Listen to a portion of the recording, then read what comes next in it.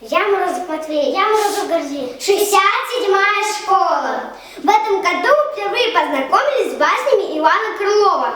Они нам интересны своими необычными словами и дают узнать, что люди, жившие в 18 веке, говорили по-другому, не как мы сейчас. Смысл этих слов нам рассказывают на уроке и дома, из-за чего басня становится еще интереснее. Но еще больше удивляет, как Иван Крылов нас учит добру и злу, когда мы читаем его басню. Например, басня «Мартышка и очки». Мартышка к старости слаба, глазами стала, а у людей наслыхала, что это зло не так большой руки.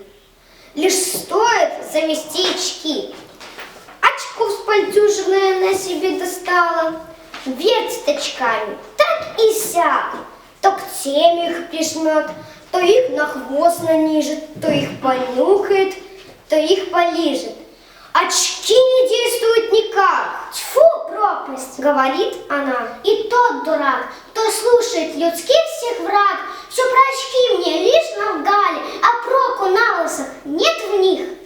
Мартышка тут с досадой, с печали, а камень так хватило их, что только брызги сверкали.